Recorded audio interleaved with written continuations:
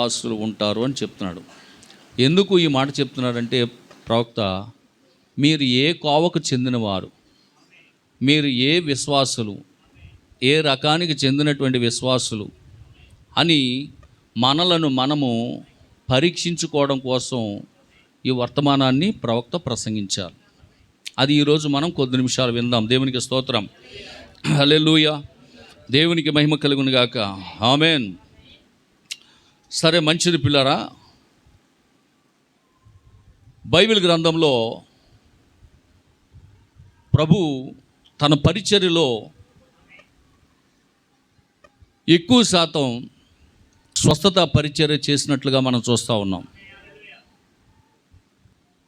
ఆ క్రమంలోనే ఒక 10 మంది రోగులను, కుష్ఠరోగులను ఒకసారి ప్రభు ఏం చేస్తారంటే బాగు చేశారు.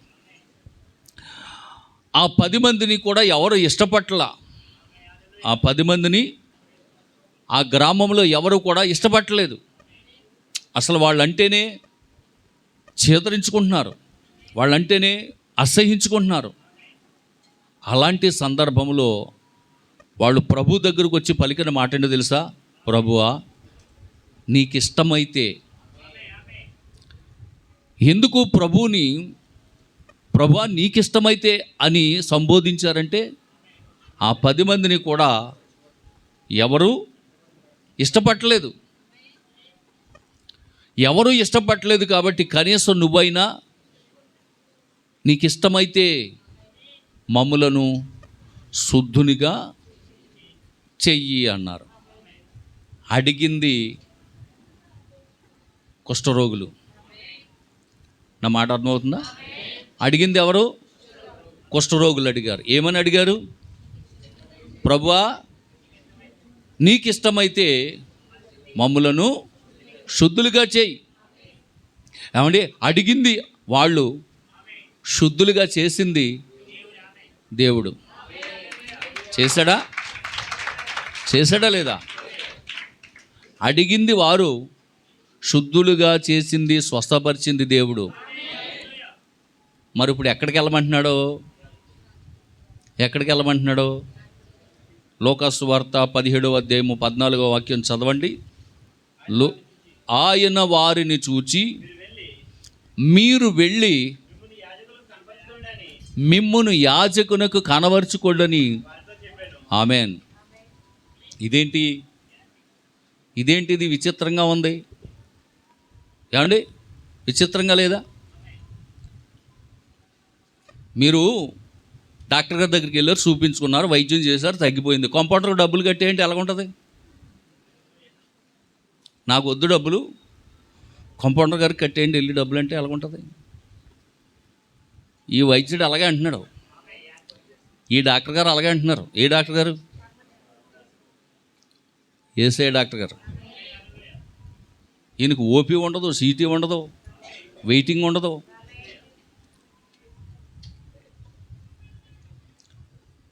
మన భీమవరాన్ని 11:30కి వెళ్ళాం. ఉదయం 11:30కి లోపలికి పిలిస్తే రాత్రి 7:30 అయింది మాకు. రాత్రి 7:30. అంత కాలు నొప్పితో కూడా డానియేల్ పాపం ఓర్పుగా కూర్చున్నాడు. దేవునికి స్తోత్రం కలుగునుగా. కానీ మన డాక్టర్ అయితే ఆయనకి ఓపీ లేదు,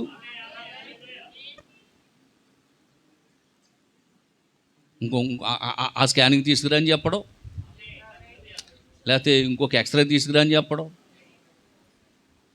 అసలు మీకేంటో ఒకసారి టెస్ట్ చేయించుకురమ్మన్నాడా? లేదు.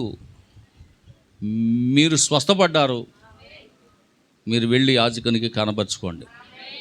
ఇక్కడ విచిత్రం ఏంటంటే, అడిగింది వాళ్ళు, స్వస్థపరిచింది యేసయ్య. ఎక్కడ కనబరుచుకున్నాడు? యాజకుని దగ్గర. అంటే ఒక విశ్వాసికి యాజకుని యొక్క ప్రాముఖ్యత ఉన్నదని చూపిస్తుంది అక్కడ.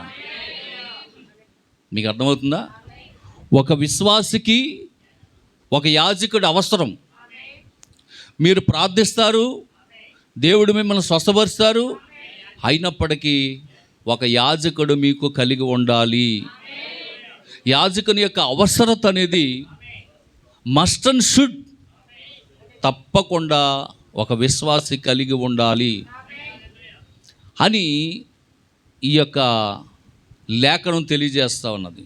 హల్లెలూయా, దేవునికి స్తోత్రం కలుగును గాక. కాబట్టి ఈ 10 మంది కుష్ఠరోగులకు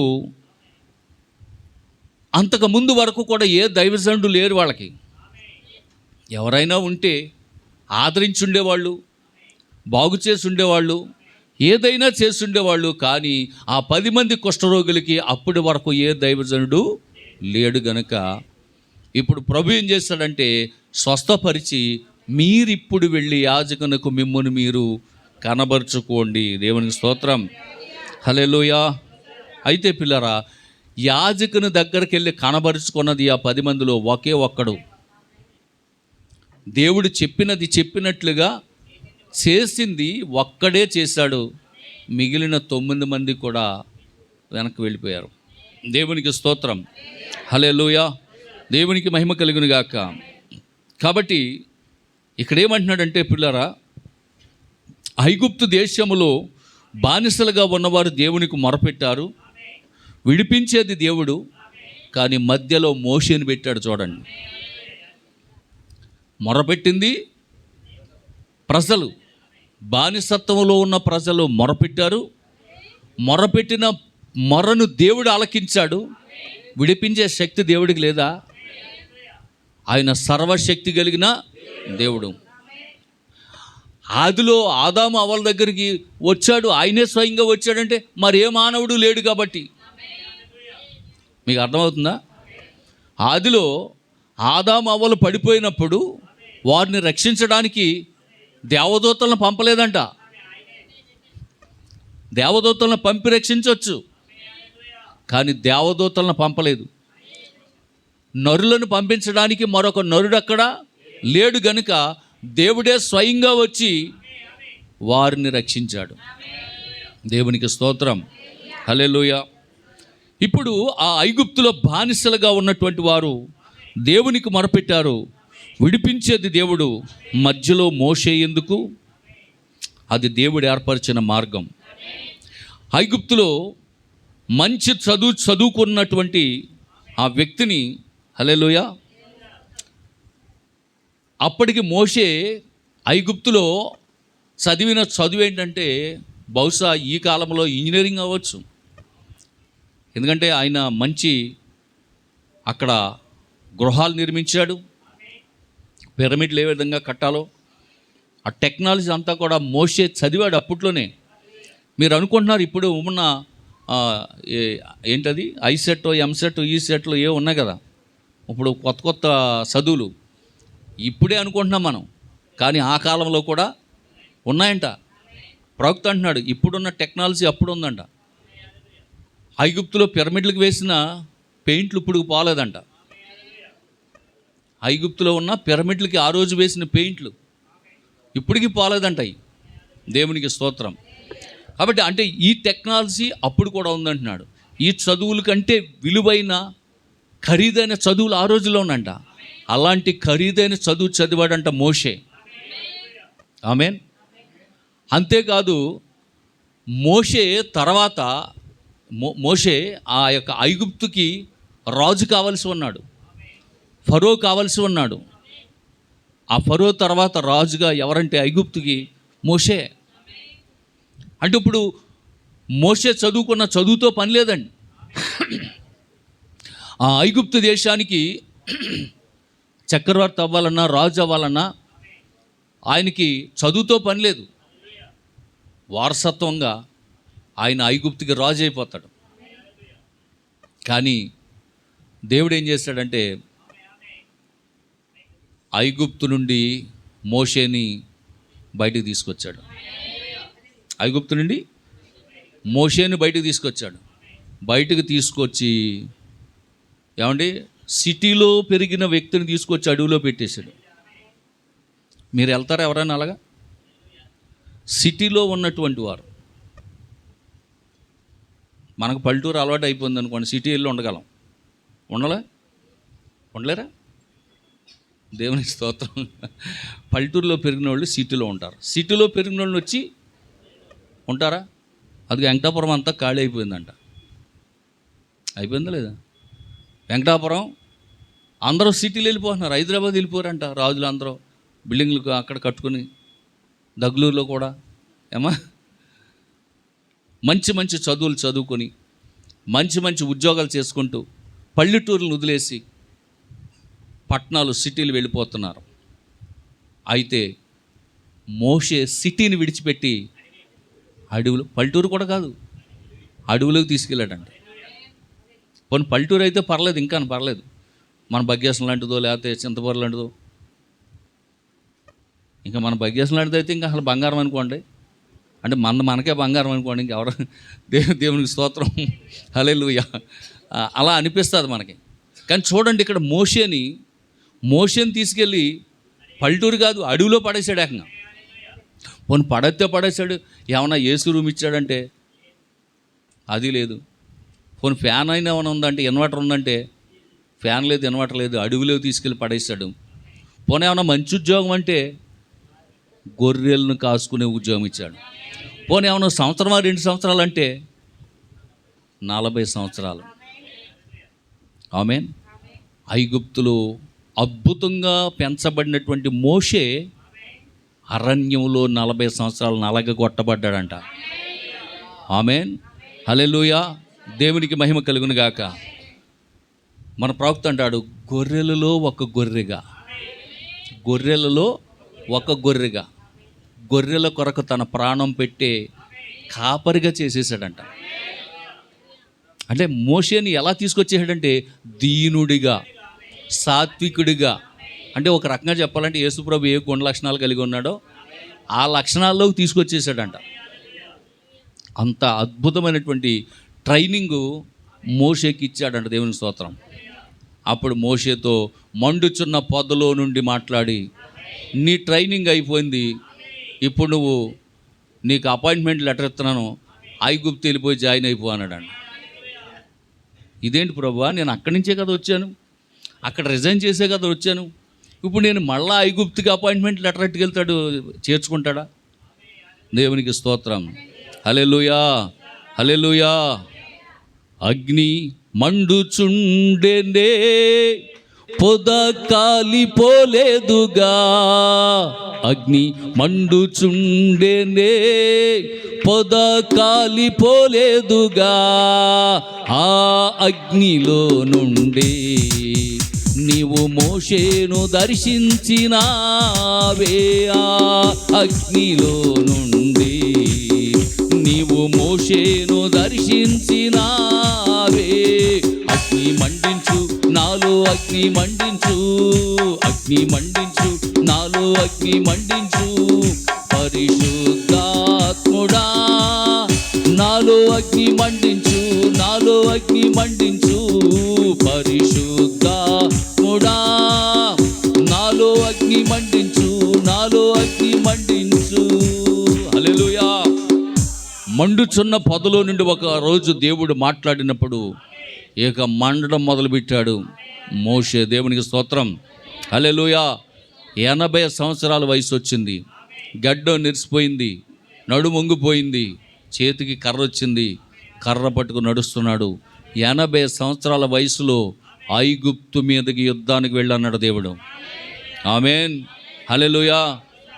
ప్రభువా, మరి 40 ఏళ్ళలో పిలుచుంటే యుద్ధం చేద్దును కానీ ఈ 80 ఏళ్ళలో నడుమొంగిపోయి గడ్డం నెరిసిపోయి పళ్ళుడు పోయి ఇప్పుడు ఏం చేయగలను ప్రభు అన్నాడా? అనలా. ఎందుకంటే యుద్ధము చేసేది నేను కాదు, యుద్ధము యెహోవాదే అని ఎరిగి ఉన్నాడు. దేవునికి స్తోత్రం, హల్లెలూయా. చిత్తగించు ప్రభు, చిత్తం ప్రభు అన్నాడు, అంతే. ఒక్క మాట ఏంటంటే వాళ్ళతో నేను మాట్లాడలేను, నోటి మాంద్యం గల తప్పించుకుంటానికి కొన్ని మాటలు ఉపయోగించాడు అక్కడ.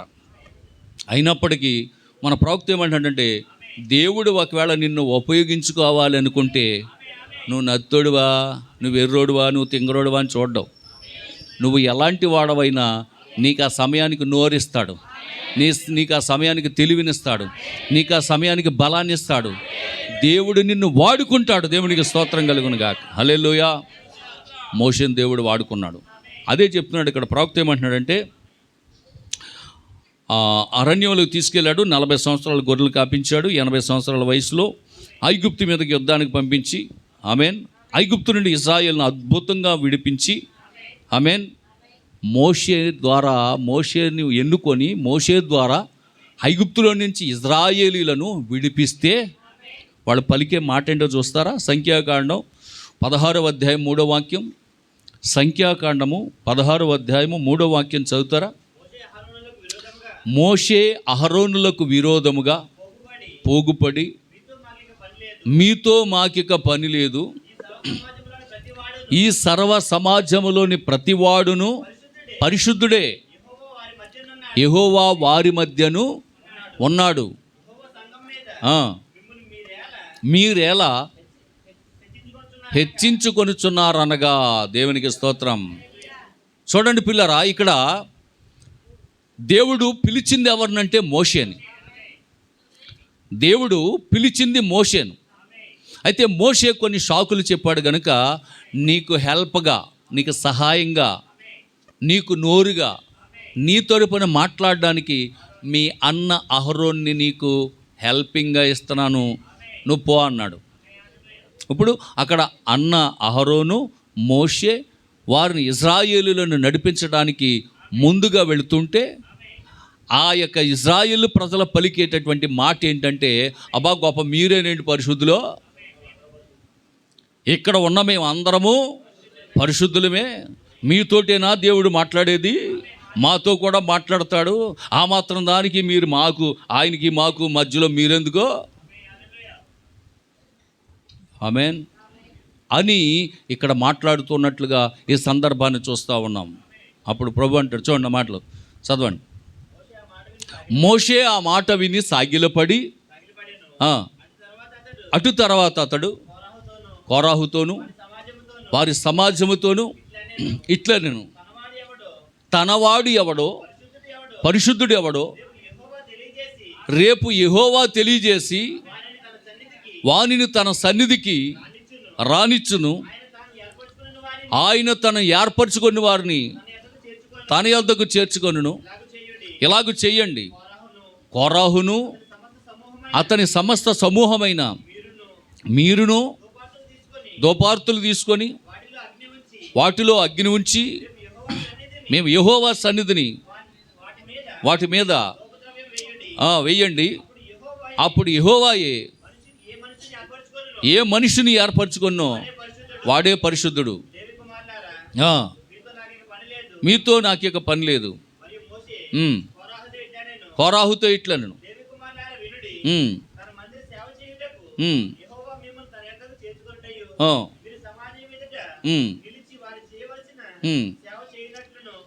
సరే సరిపోతుంది. హల్లెలూయా. చూడండి, ఇక్కడ ఈ కోరాహు తనకు సంబంధించినటువంటి ప్రజలు ఏమంటున్నారంటే, లేవీలేనా పరిశుద్ధులు, లేవీలేనా యాజకులు, లేవీలేనా సేవ చేసేది, మేము పరిశుద్ధులము కాదా, మేము సేవ చేయడానికి సరిపోమా, దేవుడు మమ్మల్ని ఎన్నుకోలేదా, మేము ఎందుకు చేయలేము ఆ పని అని చెప్పి ఈ కోరాహు ఏం చేస్తున్నాడంటే మోషేకి వ్యతిరేకంగా మాట్లాడుతున్నాడు. మోషేకి వ్యతిరేకంగా మాట్లాడుతున్నాడు.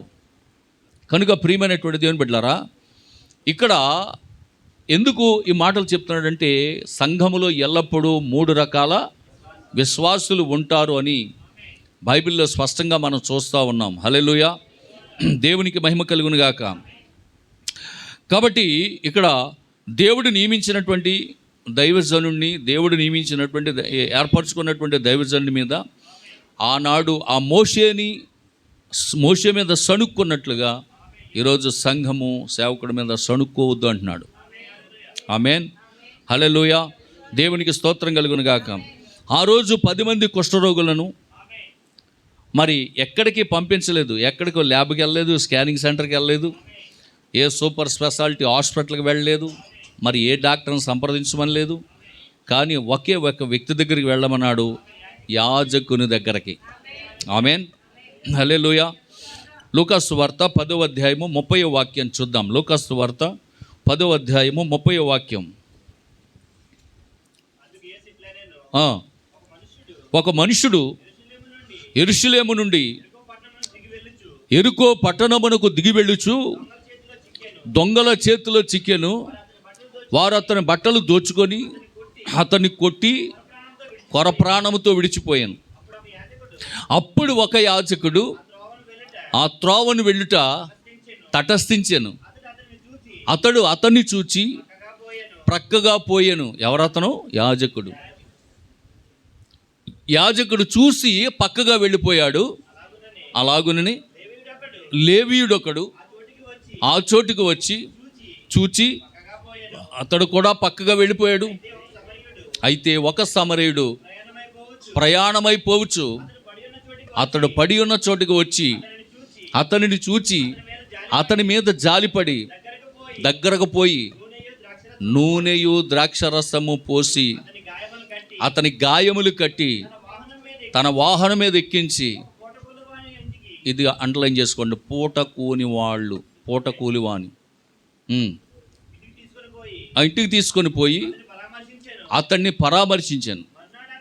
మరునాడు అతడు 2 దేనారములు తీసి ఆ పూట కోనవానికి ఇచ్చి, ఇతన్ని బాగా చూసుకో, ఇంకేమైనా ఖర్చు చేసిన ఎడల నేను మళ్ళా వచ్చినప్పుడు అది నీకు తీర్చేదనని అతనితో చెప్పి ఆయన వెళ్ళిపోయాడు. ఆ సమరయుడు ఎవరా సమరయుడు? యేసుక్రీస్తు ప్రభు. హల్లెలూయా, దేవునికి స్తోత్రం కలుగును గాక. వింటున్నారా? ఆ యాజకుడు, ఆ లేవీయులు పాత నిబంధనలో ఉన్నటువంటి ఆ ఇశ్రాయేల్ యొక్క గోత్రానికి, అదే లేవీ గోత్రానికి చెందినటువంటి యాజకులు అన్నమాట వాళ్ళు. ఆమేన్. ఈ సమరయుడు ఎవరంటే మన యేసుక్రీస్తు ప్రభుకి సాదృశ్యంగా ఉన్నారు. ఈ దొంగల చేత కొట్టబడినటువంటి వ్యక్తి ఎవరంటే మనమై ఉన్నాం. ఆమేన్. ఆ దొంగోడు ఎవడంటే అపవాదై ఉన్నాడు, సాతాను. దేవునికి స్తోత్రం. ఈ మంచి సమరయుడు ఎక్కడికి తీసుకొచ్చి ఇచ్చాడంటే పూట కూలివాని ఇంటికి. ఆ పూట కూలివాని ఎవడంటే దైవ సేవకుడు. ఆ పూట కూలివాని ఎవరు?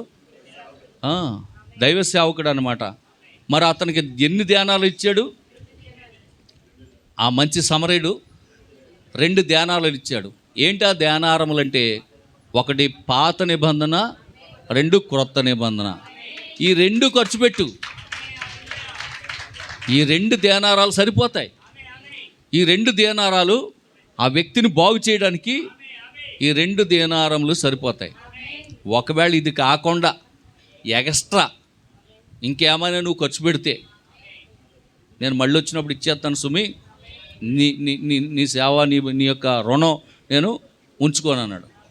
సేవకుడు ఇంతకంటే ఎక్కువైనా ఖర్చు పెడతాడా? ఇందులో కంటే ఇంకెక్కువైనా ఖర్చు పెడతాడా? నిన్ను బాగు చేయడానికి ఇది చాలదా? మన బతుకులు బాగు చేయడానికి, మన పాపపు బతుకులు బాగు చేయడానికి, మన దౌర్భాగ్యపు బతుకులు బాగు చేయడానికి, మన గాయాలను కట్టడానికి, మన రోగాలను బాగు చేయడానికి ఈ 2 దేనారములు సరిపోతాయి.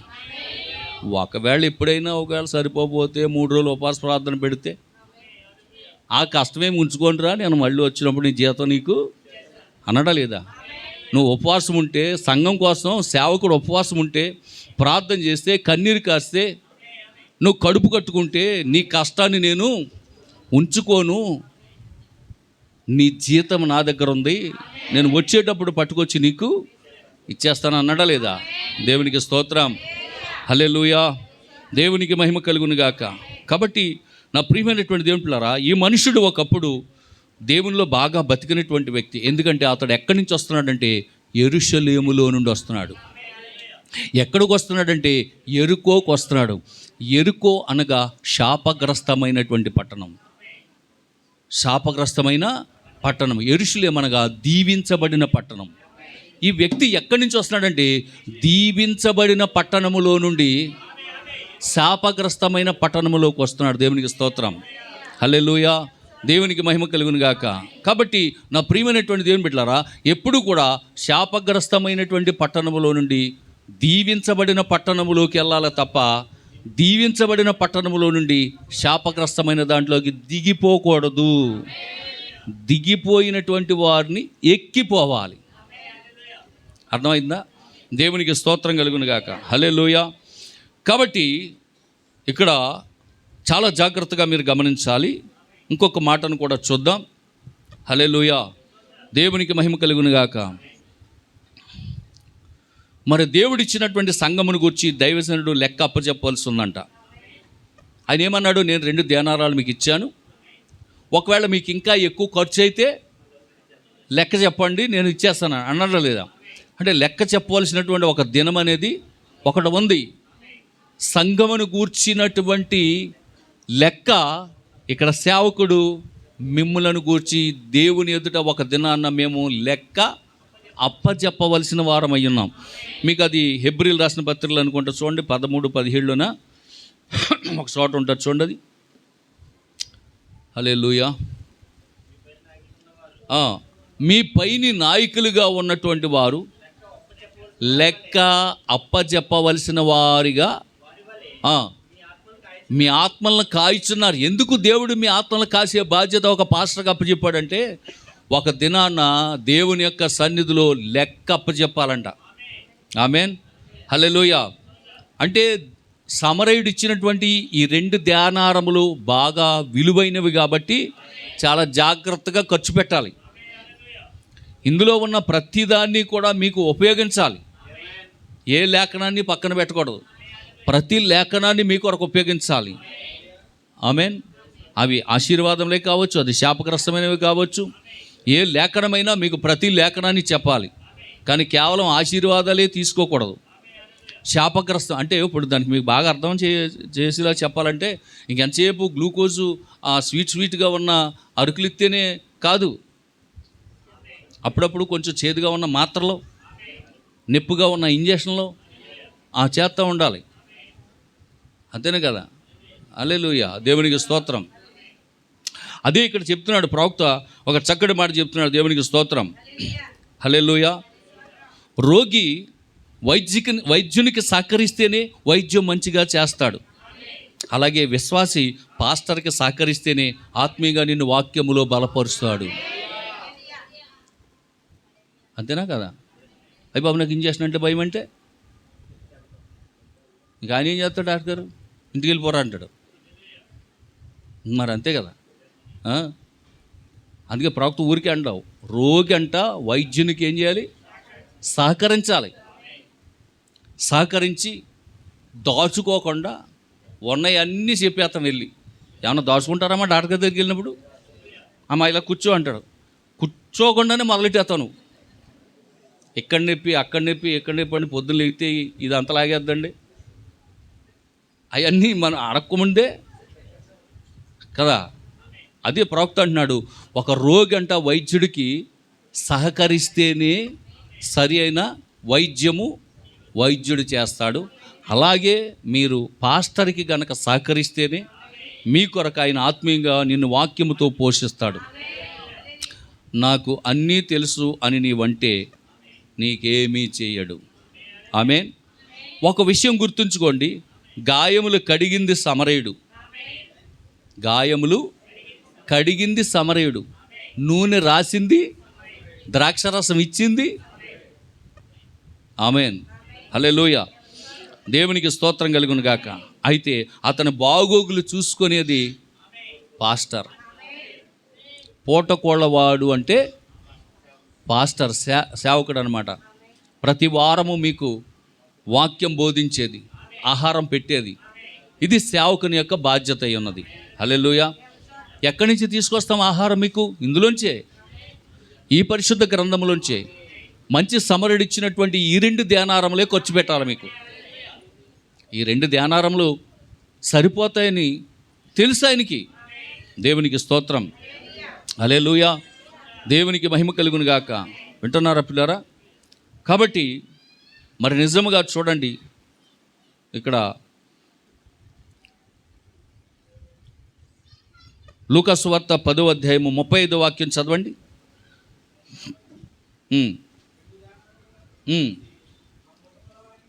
ఆ పూటగొళ్ళ వానికి ఇచ్చి అతన్ని పరామర్శించుము. మీరు ఇంకేమైనా ఖర్చు చేసిన యెడల మరలా వచ్చినప్పుడు దేవునికి స్తోత్రం, చూసారు పరిచర్య అంటే మామూలు పరిచర్య కాదండి, దేవుడు అప్పగించిన పరిచర్య.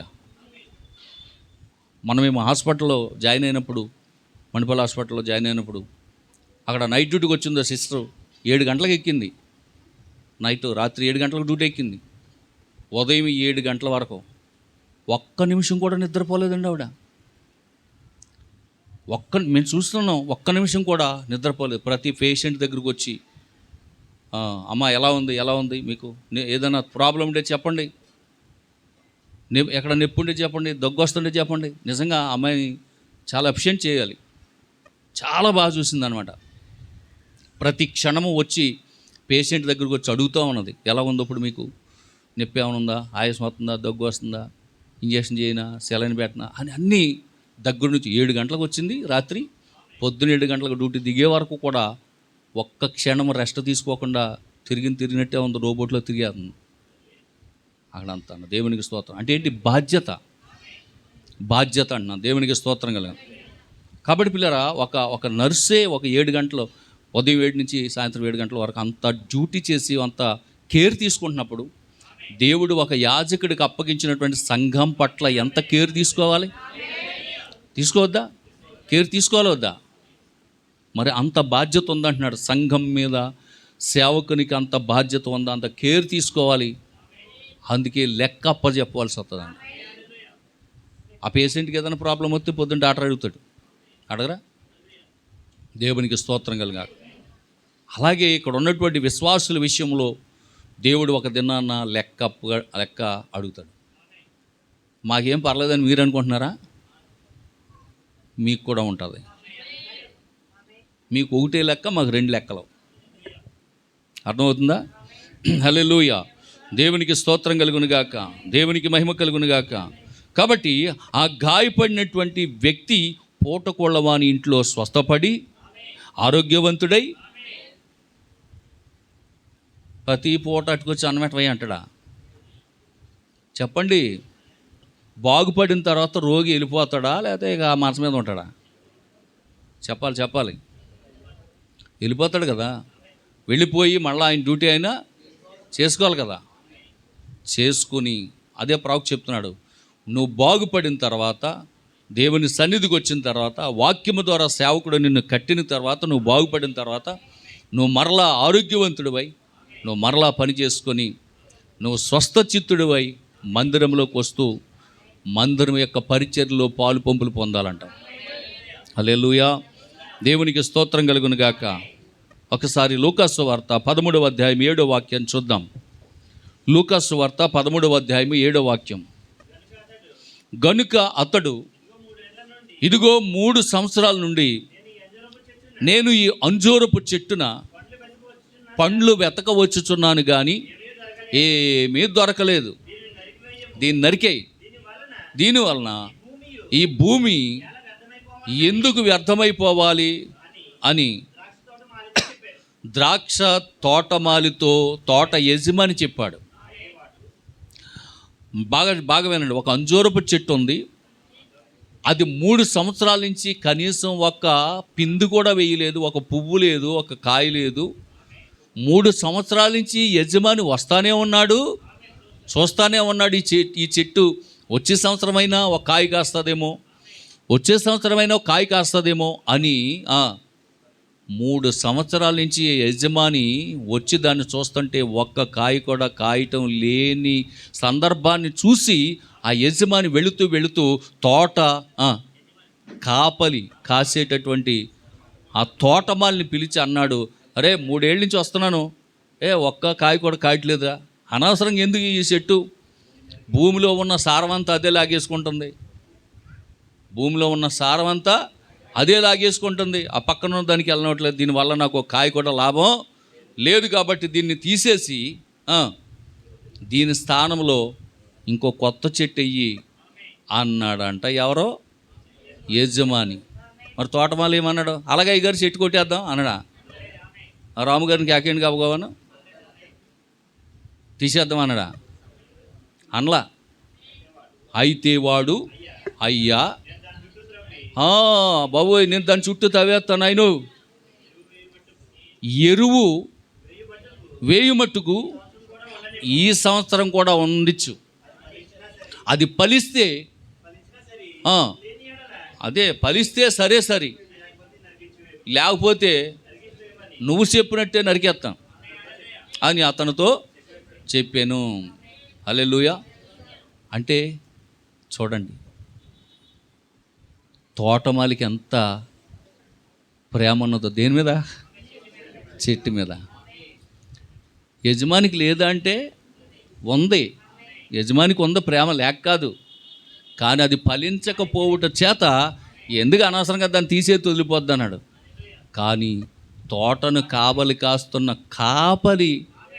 కావలి వాడికి ఆ యొక్క చెట్టు మీద ఎంత ప్రేమ ఉందో చూడండి. అయ్యా దానికి ఒకవేళ ఎరువు లేక, అయ్యా దానికి ఒకవేళ బలం లేక, అయ్యా అది ఫలించట్లేదేమో, ఈ సంవత్సరం కొంచెం టైమే అయ్యా, దాన్ని ఏర్లు బాగా తవ్వుతానయ్యా, అది కొంచెం బాగా గొంత తీసి దానికి ఎరువేస్తానయ్యా, బలం ఇస్తానయ్యా, ప్రోటీన్లు అయ్యా, హార్లిక్స్ అయ్యా, దానికి చక్కగా అన్నీ నేను ఎరువేసి బాగా పెంచుతానయ్యా, వచ్చే సంవత్సరం కాసేద్దాయి, ఒకవేళ కాయపోతే అప్పుడే తీసేద్దాం. చెట్టు అంటే మీరు ఏమనుకుంటున్నారు? చెట్టు అంటే అది యాపిల్ చెట్టు, మామిడి చెట్టు, సెన్ చెట్టు, జాన్ చెట్టు అనుకుంటున్నారా? ఆ చెట్టు గురించి కాదు అక్కడ చెప్తా, మనమే. కీర్తనలు 1వ అధ్యాయము 2వ వాక్యం అనుకుంటా, అతడు నీటి నదుల యోరన నాటబడిన చెట్టు వలె ఆకు వాడక తన కాలమందు ఫలమిచ్చు చెట్టు వలె. మన కాలం వచ్చేటప్పటికి మనం ఫలం ఇవ్వాలి. ఎందుకు నీ గాయాన్ని కట్టాడు? ఎందుకు నిన్ను స్వస్థపరిచాడు? ఎందుకు నీకు ద్రాక్షరసం ఇచ్చాడు? ఎందుకు నీకు నూనె రాశాడు? అంటే నువ్వు ఫలిస్తావని, నువ్వు ఫలించి దేవుని కొరకు సాక్షిగా నిలబడతావని, నువ్వు ఫలించి దేవుని సన్నిధిలో నువ్వు ఒక ఒలీవ మొక్క వలె, ఒక మూల కంబం వలె, ఖర్జూరపు వృక్షము వలె నువ్వు దేవుని సన్నిధిలో ఎదుగుతావని దేవుడు నిన్ను ఒక చెట్టు వలె చేశాడు. దేవునికి స్తోత్రం. హల్లెలూయా. దేవునికి మహిమ కలుగును గాక. కొలస్సీలు రాసిన పత్రిక 1వ అధ్యాయము 28వ వాక్యం. కొలస్సీలు రాసిన పత్రిక.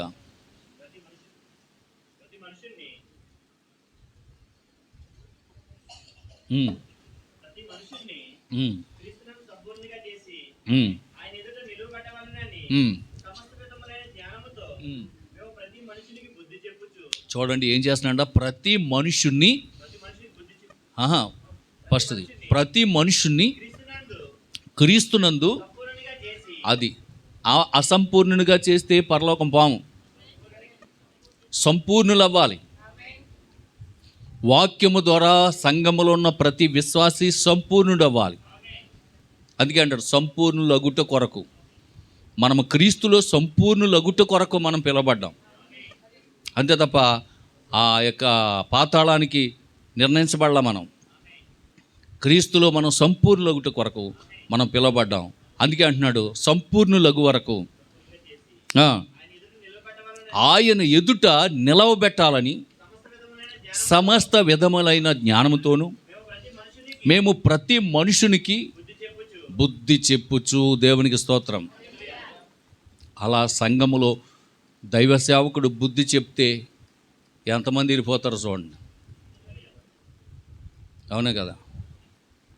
సంఘములో గనక ఇలా గట్టిగా దైవావేశము కలిగి ఖండించుచు బుద్ధి చెప్పుచు, ఏమండి ఆ విధంగా కనుక చేస్తే, అది బాబు ఈ చర్చ్ కాకపోతే ఇంకో చర్చ్ లేదా అని ఏం చేస్తారు? వెళ్ళిపోతారా? వెళ్ళరా? ఖండిస్తే బుద్ధి చెప్తే వెళ్ళరా? భలే బాగా బుద్ధి చెప్పో బాబు నాక ఎంత మంచివాడు అంటారా? కానీ ఇక్కడ ఏం చెప్తుంది బైబిలు? బుద్ధి చెప్చు బోధించుచు, అది బుద్ధి చెప్పుచు బోధించుచు, బుద్ధి చెప్పుచు బోధించుచు ఆయనను మేము ప్రకటించుచున్నాము. దేవునికి స్తోత్రం. హల్లెలూయా. ప్రవక్త అంటున్నాడు, మిమ్మల్ని అందరినీ దేవుని ఎదుట సంపూర్ణంగా నిలవబెట్టే బాధ్యత సేవకుడి మీదే దేవుడు పెట్టి ఉన్నాడు. కాబట్టి ప్రతి మనుషుడు క్రీస్తునందు సంపూర్ణుడగు వరకు సంఘములో దేవుని వాక్యమునకు లోబడి జీవించాలి. ఆమేన్, హల్లెలూయా. దేవుని సేవకుని మాటకు మీరు లోబడి ఉండి ఆయన మాట వినండి. దేవుడు మిమ్మలను మీ మీ మీ విషయమై లెక్క అడుగుతాడు. మీ విషయమై కూడా లెక్క అడుగుతాడండి. అంటే మమ్మల్నే కాదు, ఇందాక చెప్పాను కదా హెబ్రీ 13:17 హెబ్రీ 13:17 ఏమన్నాడు? మీ పైన నాయకులుగా ఉన్నవారు లెక్క అప్పజెప్పవలసిన వారి వలె ఉన్నారు. ఎవరి గురించి లెక్క అప్పచెప్పాలి? మీ గురించి. మీకు వాక్యం సరిగా బోధించామా లేదా అని అడుగుతాడు రేపు. ఈ 2 దేనారాలు ఎందుకు ఇచ్చాడు? ఖర్చు పెట్టమన్నాడు. ఈ 2 దేనారాలు ఎందుకు ఇచ్చాడు? ఖర్చు పెట్టమన్నాడు. ఇందులో ఉన్నవే మీకు చెప్పాలంట. ఏమో ఏ ట్యాబ్లెట్ పని చేస్తుందో తెలియదు, ఏదోటి పని చేయొచ్చు, కాబట్టి ఇవ్వాలి. మీకు సీక్రెట్ చెప్పనా? మీకు వచ్చిన రోగానికి వెంటనే డాక్టర్ గారు ఇచ్చింది పని చేసేస్తే ఇంకెందుకు? 5 రోజులు ఎందుకు ఇస్తారో తెలుసా? ఆయనకి తెలీదు. మీరు ఏమనుకోకుండా అన్నగారు, దేవునికి స్తోత్రం కలుగును గాక. మీకు ఆ టెక్నిక్ తెలీదు. 5 రోజులు కోర్సు ఇస్తాడా? తగ్గలేదనుకో ఇంకోటి మారుతారు. ఏమనుకోకుండా నర్సు గారు, దేవునికి స్తోత్రం. మాకంతా డాక్టర్లు నర్సులు ఎక్కువైపోయారు ఇక్కడ. ఏమన్నా అందామంటే వాళ్ళు ఏమనుకుంటారు? దేవునికి స్తోత్రం కలుగు. ఈ 5 రోజులు కోర్సు తగ్గలేదనుకో మళ్ళీ వెంటనే మారుతారు. ఇంకో టెస్ట్ పెడతారు, మళ్ళీ బ్లడ్ టెస్ట్ ఇంకోటి ఇట్టేస్తారు. దాన్ని బట్టి ఇంకో అవుతారు. కనీసం లేదంటే ఒక 10-15 రోజులు పడుతుంది. వింటున్నారా? మన మంచి సమరయుడైతే మాత్రం ఆ విధంగా కాదు. హల్లెలూయా, దేవునికి స్తోత్రం కలుగును గాక. అందుకే ప్రియమైనటువంటి దేవుని బిడ్డలారా, ఇక్కడ ఏమంటున్నాడంటే చదవండి. మీ ప్రతి మనుషుని క్రీస్తునందు సంపూర్ణులుగా చేసి ఆయన ఎదుట నిలువబెట్టవలనని సమస్త విధములైన జ్ఞానముతోనూ ప్రతి మనుషునికి బుద్ధి చెప్పుచు, ప్రతి మనుషునికి బోధించుచు, అది బోధించాలి, బుద్ధి చెప్పాలి, ప్రకటించాలి. ఇలా చేస్తూ సంఘాన్ని స్థితిలోకి తీసుకురావాలి. రేపొద్దున అక్కడ నిలబెట్టినప్పుడు శబాష్, బడా నమ్మకమైన దాసుడా అని మమ్మల్ని అనాలి. మంచి పిల్లలారా, నా మాట విని నా బాధకు చెవియగ్గినటువంటి పిల్లలారా, రండి, మీ కొరకు సిద్ధపరిచినటువంటి రాజ్యాన్ని స్వతంత్రించుకోండి అని మిమ్మల్ని అనాలి. అంతేగాని ఏంట్రా ఎలా పెంచేవేంటినా, ఇది ఒక్క ముక్క రావట్లేదు, ఒక అక్షరం రావట్లేదు, రాత్రి సెట్లు ఏంటమ్మంటే 50 సెట్లు చిన్న సెట్లు చెప్పుకొస్తున్నారు మా వాళ్ళు. రాత్రి అడిగాను వీళ్ళకి వచ్చును, ఒలీవ చెట్టుని పిలిచి అడిగాయంట, అమ్మ మా మీద రాజుగా ఉంది కానీ మమ్మల్ని లేదు, కానీ ఎలక్షన్ లేదు, ఏమీ లేదు, మొత్తం అంతా ఏకగ్రీవం ఏమంటారు,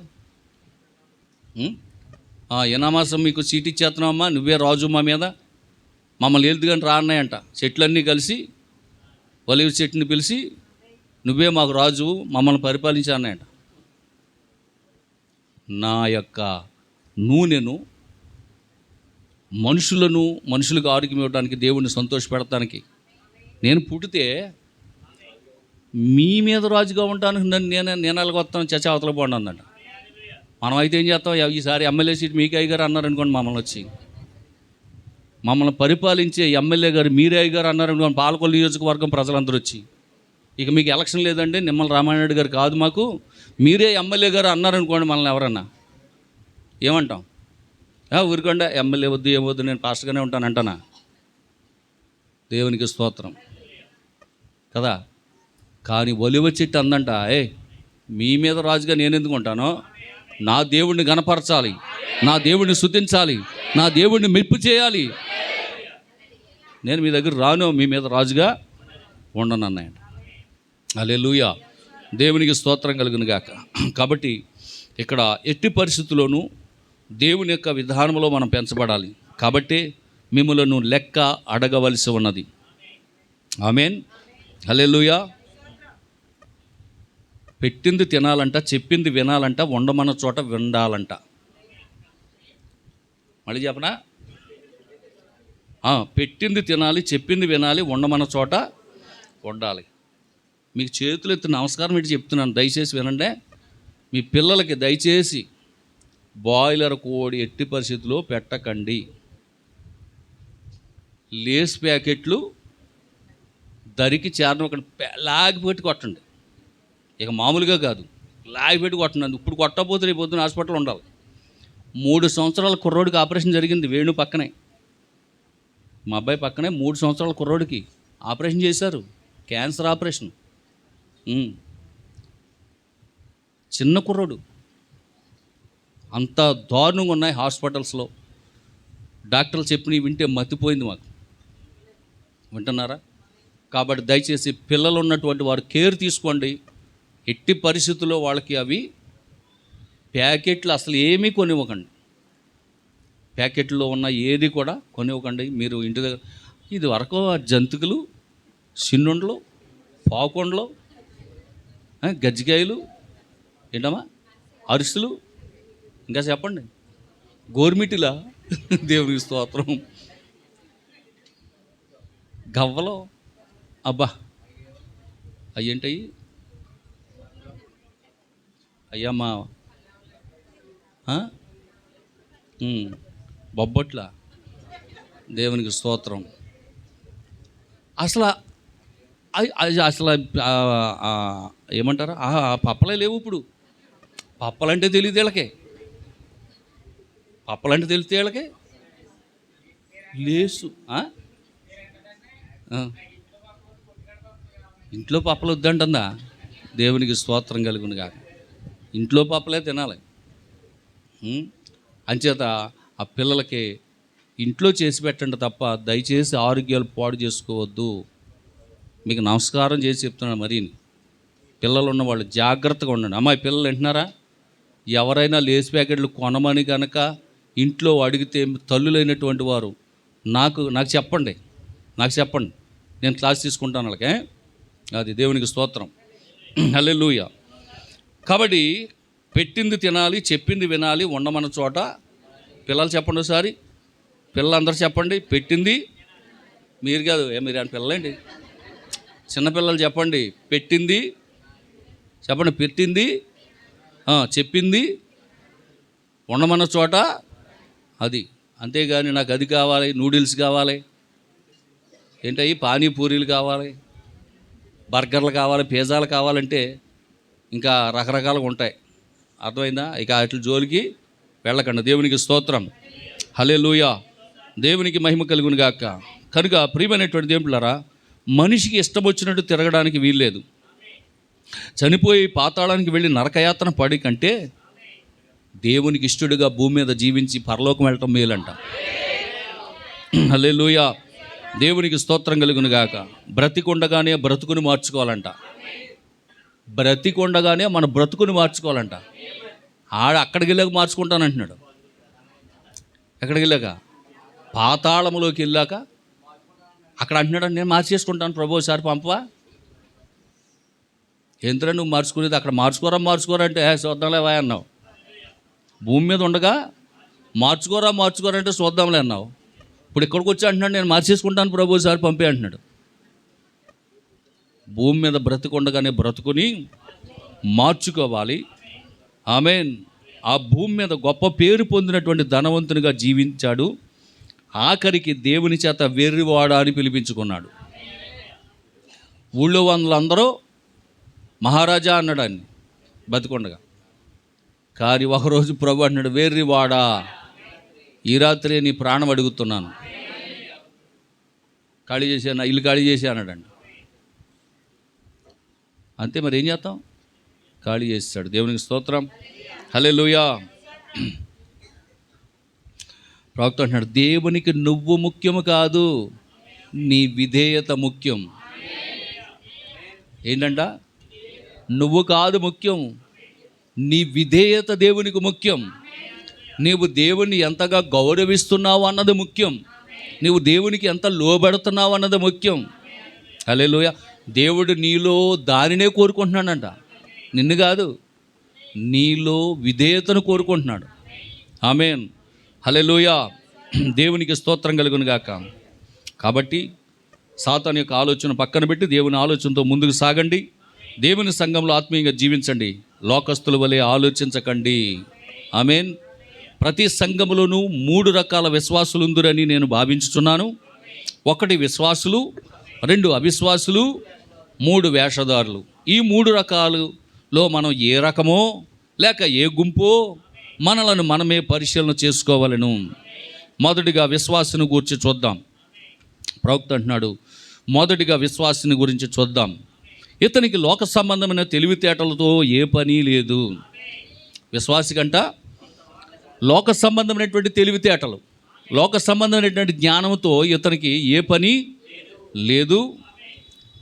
అంతేకాదు విద్యతో కూడా ఇతనికి పని లేదు. లోకము దృష్టిలో అతడు తెలివి తక్కువనిగా కనబడినను దేవుని దృష్టిలో అతడు ఒక గొప్ప వ్యక్తి. హల్లెలూయా. దేవునికి స్తోత్రం కలుగును గాక. ఆమేన్. యేసు ప్రభుల వారి యొక్క సంఘము గమనిస్తే మనము 12 మంది, 12 + 70 82. ఈ 82 మంది కాక అలాగ అంచెలంచెలుగా 3000, 5000, 7000 ఇలాగ అంచెలంచెలుగా పెరుగుతూ వస్తూ ఉన్నది. వారందరూ ఎందుకు ఆయన వెంబడించారు? 6వ అధ్యాయం 26వ వాక్యం, యోహాను సువార్త 6వ అధ్యాయము 26వ వాక్యం. త్వరగా చదవండి. యోహాను సువార్త 6వ అధ్యాయము 26వ వాక్యం. మీరు సూచనలు చూచుట వలన కాదు కానీ రొట్టెలు భుజించి తృప్తి పొందుట వలనే నన్ను వెదకుచున్నారని మీతో నిశ్చయముగా చెప్పుచున్నాను. దేవునికి స్తోత్రం. హల్లెలూయా, హల్లెలూయా. చూడండి పిల్లరా, ఎందుకు యేసుక్రీస్తు ప్రభువారిని వెంబడిస్తున్నారు? ఆ 25 వాక్యాలు అనుకుంటా చూడండి. ప్రభువా నువ్వు ఎక్కడికి వెళ్ళిపోయావు, నీ కోసం మేము తెగెతికెత్తనం అంటారు. చూడండి అన్నమాట. ఆయనను కనుగొని బోధకుడా, అసలు నువ్వు ఎప్పుడు వచ్చేసావు నాయన ఎక్కడికి మాకు చెప్పసేయకుండా? ఇవాళ కూటమి ఎక్కడో చెప్పొచ్చు కదా, మాకు కొంచెం అడ్రస్ చెప్తే గూగుల్ మ్యాప్లో వచ్చేద్దాం కదా. దేవునికి స్తోత్రం కలుగును గాక.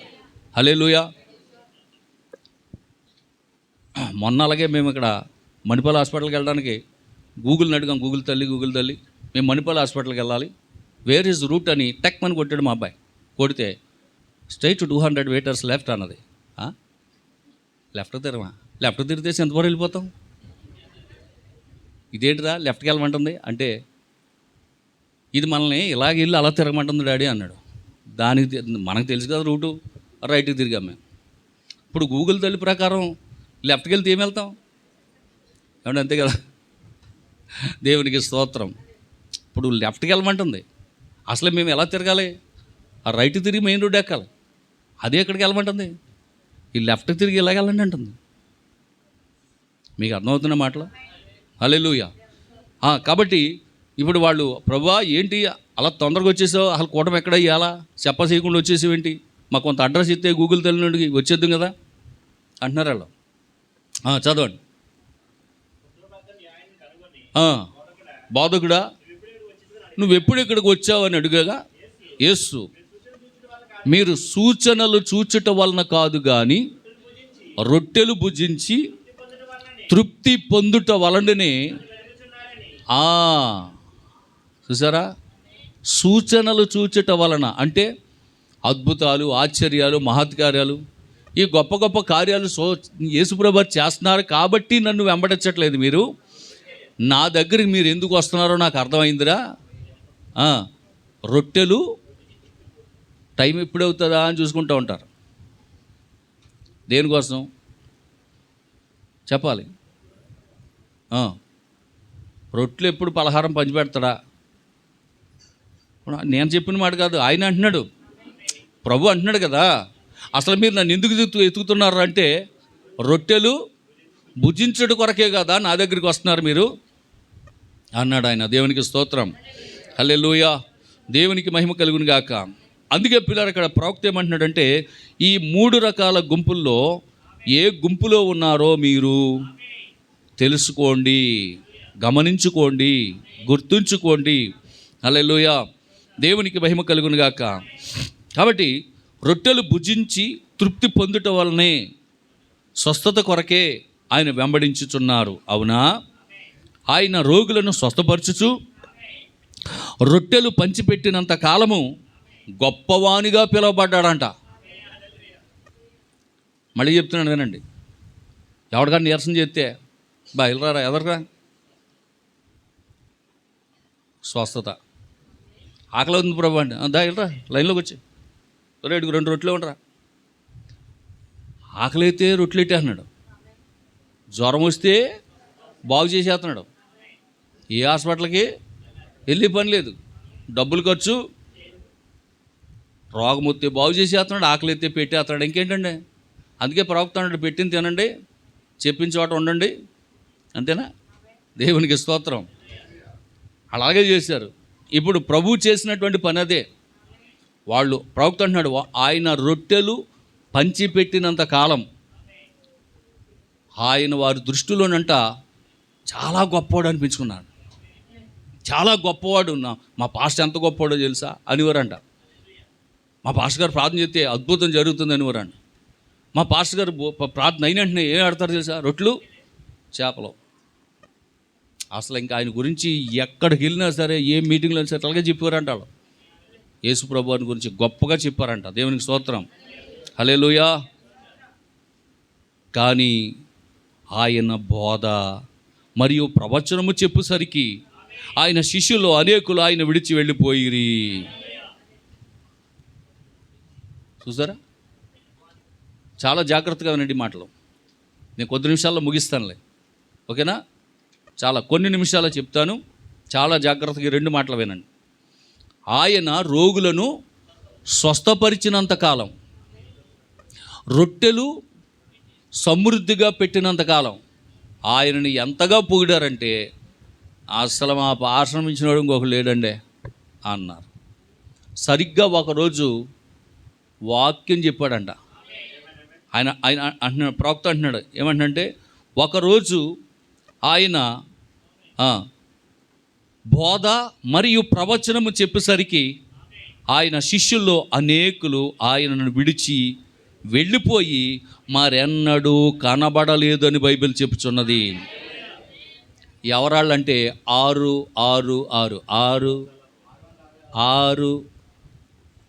అధ్యాయం 66 వాక్యాలు ఉన్నారు చూడండి. యోహాను సువార్త 6వ అధ్యాయము 66. అప్పటి నుండి ఆయన శిష్యులలో అనేకులు వెనుక తీసి మరి ఎన్నడు, అయ్యి బాబా అసలు మళ్ళీ ఆయన దగ్గరికి వెళ్ళొద్దురా, ఇంకెళ్ళాడంటే నా శరీరం తినండి, నా రక్తం తాగండి, అప్పుడే మీలో మీరు నిత్యజీవం గలవారు అవుతారు, లేకపోతే మీకు పరలోకం లేదు. ఇంక ఈ బోధ మొదలెడతాడరా, ఎందుకు ఆయన దగ్గరికి, రొట్లుంటే ఇంకో రకంగా సంపాదించుకోవచ్చు అని ఆ రోజు నుండి ఇక ఎన్నడూ, బైబిల్ చెప్తుంది ఎన్నడూ వెళ్ళటానికి భయపడిపోతున్నారంటే యేసుబాబు దగ్గరికి.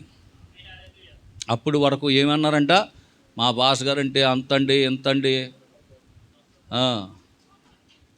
ఏదో పాట ఉంది, అంత అన్నావు ఎంత అన్నావు ఏదో ఉంది, దేవునికి స్తోత్రం. మరి మనకు రావనుకోండి.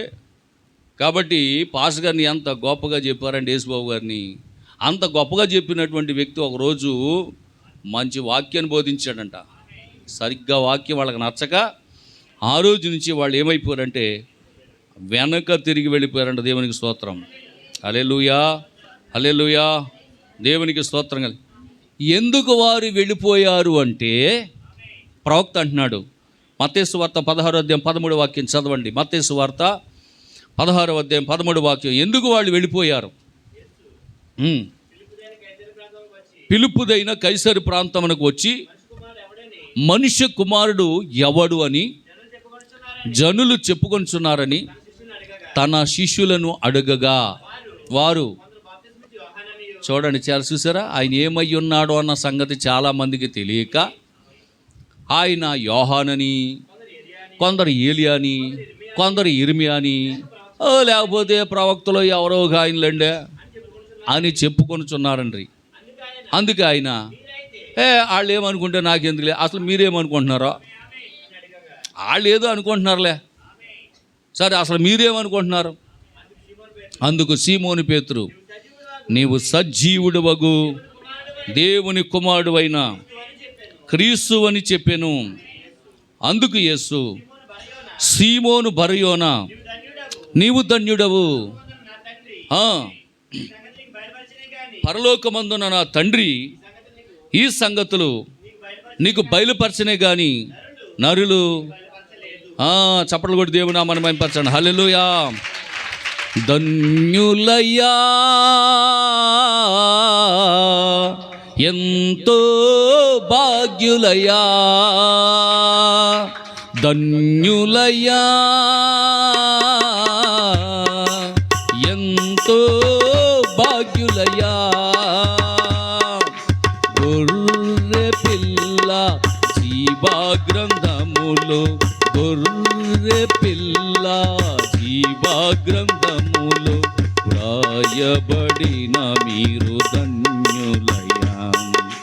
గొర్రె పిల్ల జీవా గ్రంథములు వ్రాయబడిన మీరు రాజులయ్యా, ధన్యులయ్యా, ఎంతో భాగ్యులయ్యా, ధన్యులయ్యా, ఎంతో భాగ్యులయ్యా. మొదటి ఆదాములు తప్పిపోయినారు, కడపటి ఆదాము నుండి తిరిగొచ్చినారు. మొదటి ఆదాములు తప్పిపోయినారు, కడపటి ఆదాము నుండి తిరిగొచ్చినారు. జీవంలో జీవం మీరు, రక్తంలో రక్తం మీరు, యేసుక్రీస్తును పోలిన వారు. జీవంలో జీవం మీరు, రక్తంలో రక్తం మీరు, యేసుక్రీస్తును పోలిన వారు. ధన్యులయ్యా, ఎంతో భాగ్యులయ్యా, ధన్యులయ్యా, ఎంతో భాగ్యులయ్యా. హల్లెలూయా. సీమోను బరయోనా, నీవు ధన్యుడవు. పరలోకమందున నా తండ్రి ఈ సంగతి నీకు బయలుపరిచినే కానీ నరులు నీకు బయలుపరచలేదు. ఈ సంగతి తెలియక అనేకులు ఆయనను విడిచి వెనక్కి వెళ్ళి ఎన్నడూ మరలా యేసుని వెంబడింపలేదు. వారే అవిశ్వాసులు. వారు ఎవరు చెప్పండి? వారు అవిశ్వాసులు. అంటే మరలా ఎన్నడూ కూడా ప్రభువు దగ్గరికి రాలేదంట వాళ్ళు. ఆమేన్, హల్లెలూయా. చదువు అందరికి. మరియు నువ్వు పేతురు, ఈ బండ మీద నా సంఘమును కట్టుదును, పాతాళ లోక ద్వారములు దాని ఎదుట నిలువ నెరవని నేను మీతో చెప్పుచున్నాను. దేవునికి స్తోత్రం. హల్లెలూయా. దేవునికి మహిమ కలుగును గాక. ఇప్పుడు యోహాను సువార్త 6వ అధ్యాయం 67 నుంచి చదవండి. 67. కాబట్టి యేసు, మీరు కూడా వెళ్ళిపోవాలనుకున్నారా? వాళ్ళు వెళ్ళిపోయారు కదా. ఎందుకు వెళ్ళిపోయారు వాళ్ళు? చెప్పాలి. స్తోత్రం నాయన. ఇప్పుడే చెప్పాను. ఆయన ఏమై ఉన్నాడో వాళ్ళు ఎరుగరు గనుక, ఆయన ఏమై ఉన్నాడో వాళ్ళకి తెలియదు గనుక ఆ బాప్తిస్మం ఇచ్చి యోహాను ఒకడో, ఏలియాను ఒకడో, ఇర్మియాను ఒకడో, ప్రవక్తలు ఎవడైతే మనకెందుకు, మనకు కావాల్సిన రొట్లు చేపలు కానీ ఎవరైతే మనకెందుకు అవి పెడితే చాలా, ఎవరైతే మనకెందుకు ప్రార్థనకి వెళ్తున్నాం కదా, భోజనం పెడుతున్నారు చాలే. కానీ ఒకరోజు నేనే నిత్య జీవాన్ని, నేనే జీవాహారాన్ని. భౌతిక సంబంధమైన ఆహారం కొరకు మీరు కష్టపడుతున్నారు, కానీ అసలైన ఆహారం జీవాహారం నేనే రా, నన్ను తిని మీరు అందరూ వచ్చి నన్ను తినేయండి అన్నాడు. మీరు అందరూ వచ్చి నన్ను భుజించండి రా అన్నాడంట. అప్పుడు వచ్చిందంటే వీళ్ళకి, అమ్మో ఈయనేదో నరహంతకుడిలాగా ఉన్నాడురా, అసలు ఆయన వచ్చి మనల్ని తినమంటున్నాడు, ఈయన ఎంతమంది నేర్చాడు ఇంతకుముందు. మరి ఏమనుకుంటున్నారు?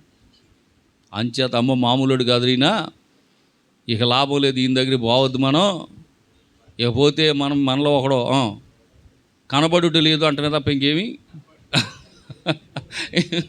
ఇంకేముండదురా ఆయన దగ్గరికి వెళ్ళామంటేని. ఇక నేనైతే రానురా, ఇక రేపు నుంచి కొట్టడానికి అన్నట. నువ్వు వెళ్ళకపోతే నేను వస్తుంటరా, నేను కూడా రాను. ఆ రోజు నుంచి అనేకులు ఆయనను ఎన్నడూ వెంబడించలేదంట.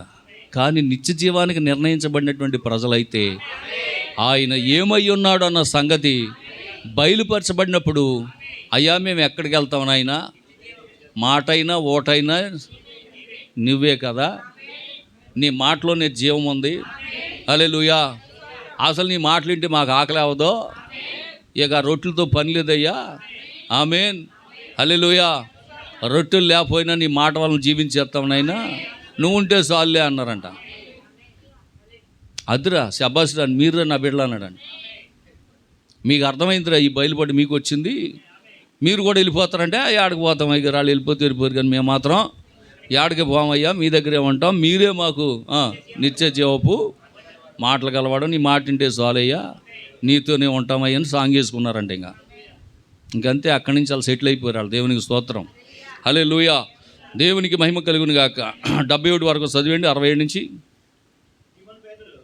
సీమోను పేతురు, ప్రభువా ఎవరి యొద్దకు వెళ్తాం, ఇంక మాకు ఎవరున్నారు, నువ్వే కదా, నీవే నిత్య జీవపు మాటలు గలవాడువు, నీవే దేవుని పరిశుద్ధుడు అని మేము విశ్వసించి ఎరిగి ఉన్నామని ఆయనతో చెప్పాను. అందుకు యేసు నేను మిమ్మును 12 ఏర్పరచుకున్నాను కదా, మీలో ఒకడు. అయ్యో బాబోయ్, నిజంగా ఇలాగ కనుక ఒక మాట అంటే ఇంకెవరైనా ఉంటారా? ఆయన కాబట్టి ధైర్యం చేసి అనేసాడు. అంతే కదా, ఆయన కాబట్టి ధైర్యం చేసి అనేసాడు. రే మన సంఘంలో మీలో ఒకడు సాతాను రానండి. ఎవరు ప్రభా, నేనా అని అలా తడుకుంటున్నారండి. అలా కదరా ఆడే ఆడి గురించి అనుకున్నా, ఆడి గురించా, ఇంకెవడో ఇసుకరి మన పెద్దగా నువ్వుగా రా యోహానా నువ్వా మనం కదా, ఆడే యోధా ఇస్కరియోతు ఆడే డిసైడ్ అయిపోయారు. అందుకే అంటున్నారు, ఆహో ఈ మాట ఇస్కరియోతు యోధా వానిని కూర్చే ఈ మాట చెప్పాడని వాళ్ళకి అర్థమైపోయింది. ఇంకా అందుకే వాళ్ళు తడుకోవట్లేదు. ఎరా యోహానా, నేను మన గురించి అంటావా ఈ మాట? కాదురా, మన గురించి కదా,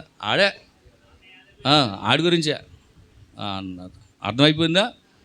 కాబట్టి ప్రియమైనటువంటి దేవుళ్ళారా, దేవుడు ఏర్పరచుకున్నటువంటి మనుషులు ఎక్కడికి బెసకరంట.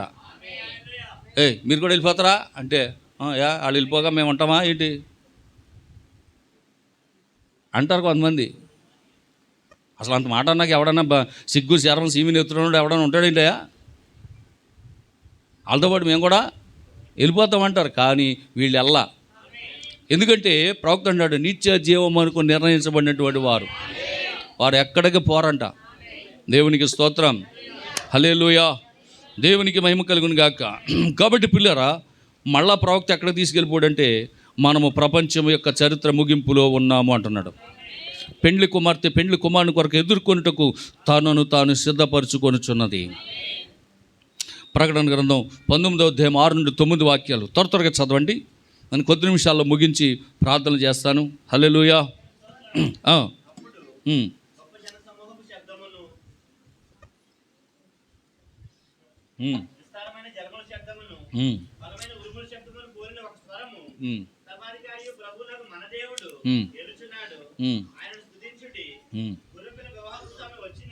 గొర్రెపిల్ల వివాహ మహోత్సవ సమయం వచ్చి ఉన్నది. ఆయన భార్య తన్ను తాను సిద్ధపరచుకొని ఉన్నది గనుక మనము సంతోషపడి ఉత్సహించి ఆయనను మహిమపరచదమని చెప్పగా వింటిమి. ఆయన మహిమపరిచారా? పేతురు వీళ్ళందరూ మహిమపరిచారా? హల్లెలూయా, దేవునికి మహిమ కలుగును గాక. సిద్ధపడ్డారా వాళ్ళు? ఎక్కడికి వెళ్తాం ప్రభువా? నీవే నిత్య జీవం కలిగిన ఊట గలవాడు, మాట కలిగినవాడు, జీవం కలిగినవాడు నువ్వు తప్ప మాకెవరున్నారు నాయన? బతుకైనా సావైనా రేవైనా నీతోనే ప్రభా, మేము ఎక్కడికి వెళ్ళమన్నారు వాళ్ళు. ఎందుకంటే వాళ్ళు నిత్య జీవం కొరకు నిర్ణయించబడిన ప్రజలు వాళ్ళు. హల్లెలూయా. అంటే ఇప్పుడు గొర్రెపిల్ల భార్య తనను తాను సిద్ధపరచుకొని ఉన్నది. అందుకే ఈ పెండ్లి విందుకు పిలువబడిన వారు ధన్యులని వ్రాయమంటున్నాడు. దేవునికి స్తోత్రం. హల్లెలూయా. దేవునికి మహిమ కలుగును గాక. ప్రవక్త ఏమంటున్నాడంటే, ఈ కాలములో పుట్టినందుకు నేనెంతో ధన్యుడను. ఈ కాలమును చూడాలని, ఈ గడియను చూడాలని పూర్వకాలమందుండిన ప్రవక్తలు ఎంతో ఆశతో ఎదురు చూశారంట. ఏ కాలాన్ని చూడాలని? ఇప్పుడు ప్రస్తుతం మనము జీవించుతున్న ఈ కాలాన్ని చూడాలని. ఎందుకంటే ఈ కాలములో ఒక ఎత్తబాడుట ఉంది. ఈ కాలంలో శరీరాలు మార్పు చెందేటటువంటి ఒక కార్యం ఉన్నది. ఇప్పుడు ఈ కాలాన్ని చూడాలని పూర్వమందున్న ప్రవక్తలంట ఎదురు చూశారంట. అబ్బా, మార్పు చెందడం అంటే ఏంటో, శరీరాలు రెప్పపాట్లో మారిపోతాయంటారా అబ్రహ్మ. ఇర్మియా అంటున్నాడంట, బా నిజంగా ఆ టైంలో మనం ఉంటే భలే ఉంటుందిరా, ఎలా మారతాయి భలే చూద్దాం.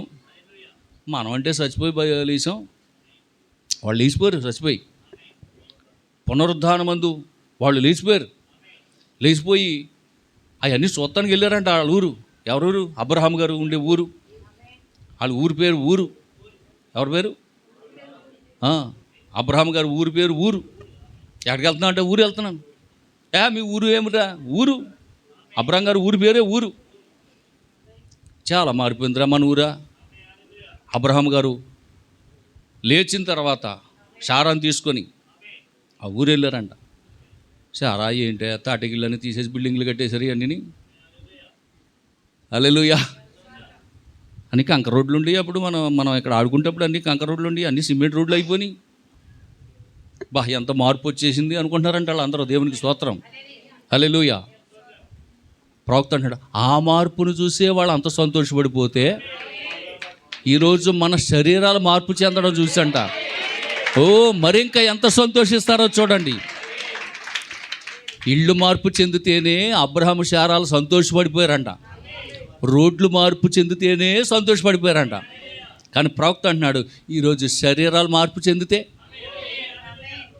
అందుకే ప్రవక్త అన్నాడు, ఈ రోజు కొరకు, ఈ గడియ కొరకు, ఈ దినము కొరకు మన ప్రవక్తలు ఎందరో ఎదురు చూశారు, కానీ ఆ కృప వాళ్ళకు దొరకలేదు. కానీ నేడు మనము జీవించుతున్న ఈ యుగములో, ఈ కాలములో శరీరాలు మార్పు చెంది రెప్పపాట్లో మనం పైకి ఎత్తబడదు అంటున్నాడు. ఆమేన్. హల్లెలూయా. దేవునికి స్తోత్రం కలుగును గాక. కాబట్టి ఇక్కడ ప్రియమైనటువంటి దేవుని బిడ్డలారా, ఇంకొక మాటను కూడా చెప్తున్నాడు ఇక్కడ ప్రవక్త. దేవునికి స్తోత్రం. హల్లెలూయా.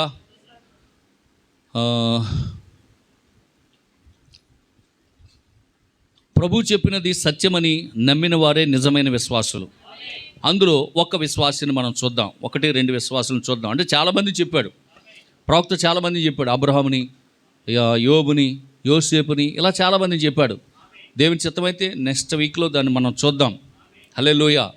దేవునికి స్తోత్రం. ఒక అబ్రహాం గురించి కానీ, లేకపోతే సమయం ఉంటే ఒక యోబు గురించి కానీ ధ్యానం చేద్దామా పోదామా అన్న వాళ్ళు హల్లెలూయా చెప్పండి. హల్లెలూయా. ఒక్కళ్ళు లేరు, పర్లేదు. దేవుడు మిమ్మల్ని దీవించింది కాక. అంటే నా మాటలు వింటున్నారు మీరు. దేవునికి స్తోత్రం. సరే, మంచిది. 1-2 మాటలు చెప్పేసి నేను ముగిస్తానే. ఇక్కడ అబ్రహాము దేవుడు చెప్పింది నమ్మాడు. అతడు ఒక నిజమైన విశ్వాసి. అసాధ్యమైన కార్యాన్ని సాధ్యమే అని పూర్తిగా నమ్మి ఆ కార్యాన్ని చేయుటకై అతడు పిలవబడెను. అసాధ్యమైన కార్యాన్ని సాధ్యముగా చేయగలిగిన దేవుడు పిలిచాడు. ఆమేన్. అప్పటికే అబ్రహాముకి 75. అప్పటికి అబ్రహాం వయసు, శారా వయసు 65. అబ్రహాముని అంట దేవుడు, అబ్రామ్ ప్రభువా,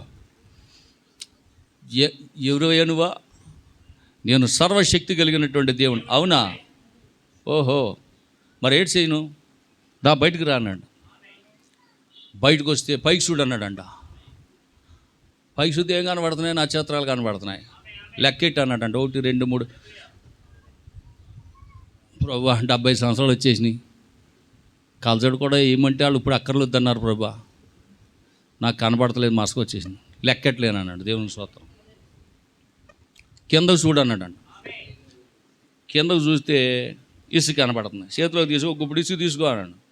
గుప్పుడు ఇసుక తీసుకున్నాడు. లెక్కెట్టు ఒకటి 1 2 3 4 5 6. దేవునికి స్తోత్రం. ఇది కూడా నా వల్ల అవ్వట్లేదు ప్రభా. అలా చేస్తాను మీ పిల్లల్ని, అలా చేస్తాం మా పిల్లల్ని.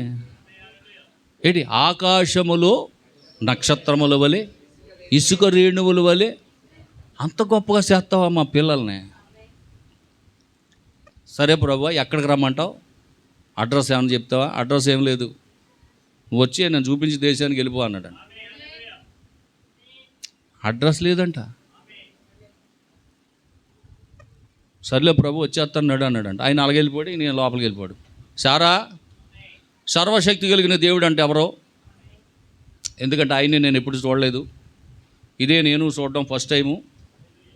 కాబట్టి మనల్ని బయలుదేరమన్నాడు, తట్టబుట్ట సర్దుకుని బయలుదేరమన్నాడు. మరి మనం వెళదాము, అక్కడ మనకి సంతానాన్ని ఇస్తాడంట. అప్పుడు పైకి కిందకి చూసిందంట, నా వయసు ఎంత, నీ వయసు ఎంత, నీకు 75, నాకు 65, అసలేమో నీకు ఏమన్నా ఉందా అని చెప్తే నువ్వు నమ్మేసావంటే, అవును నమ్మాను.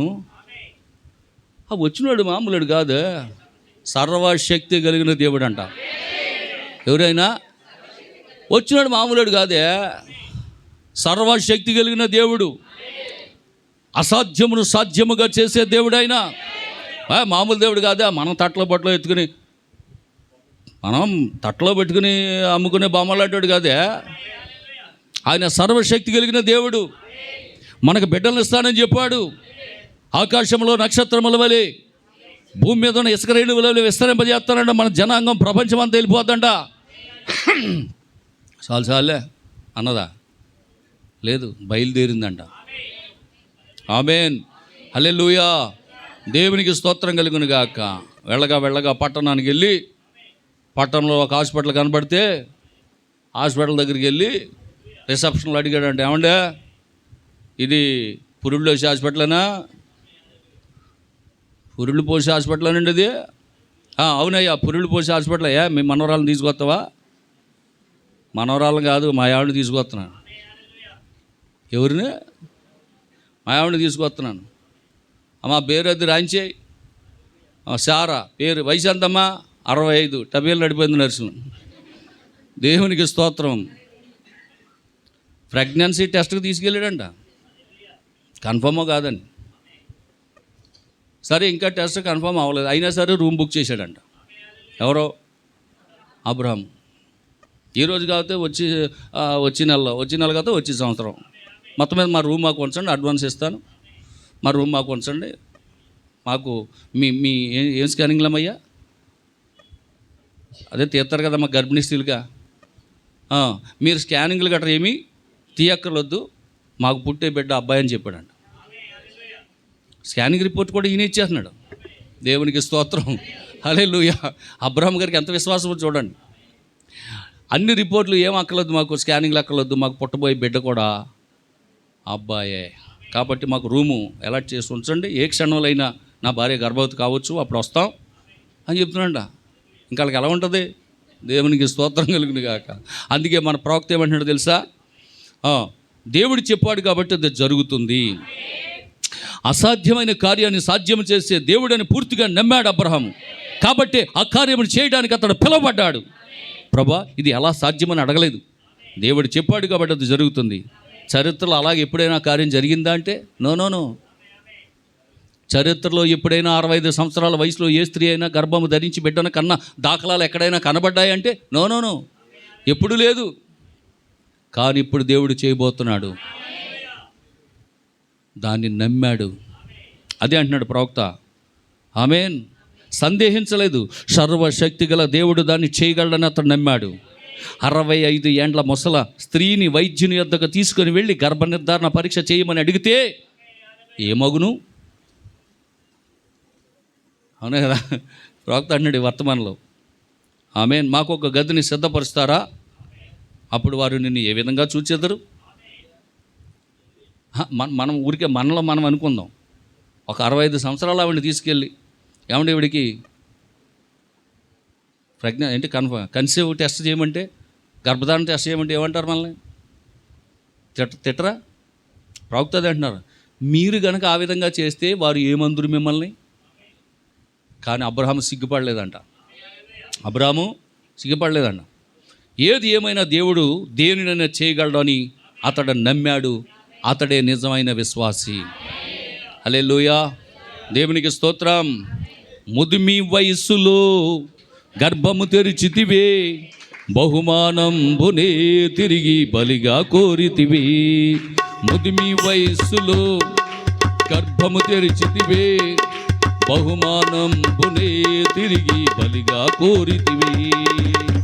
అబ్రహాముకు సమకూర్చిన యెహోవా ఈరే, అబ్రహాముకు సమకూర్చిన యెహోవా ఈరే, సమకూర్చువానికే ఆరాధన, మాకు సమకూర్చువానికే ఆరాధన.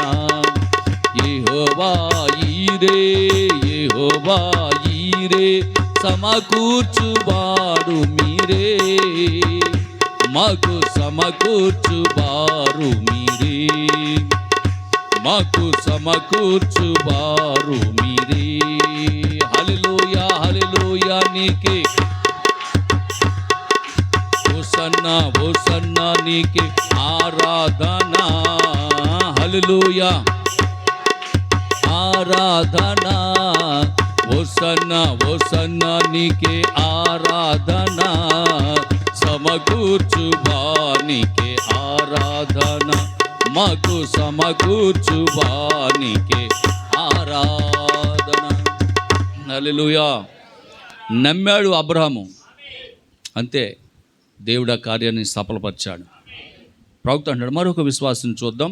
అతని పేరు యోబు. ఇతను గూర్చి దేవుడు గొప్ప సాక్ష్యం ఇచ్చాడు. యూజు దేశంలోని అటువంటి భక్తిపరుడు లేడు, అటువంటి యథార్థవంతుడు లేడు, అతడి వంటి న్యాయవంతుడును లేడు, అతని వంటి ధనవంతుడును లేడు.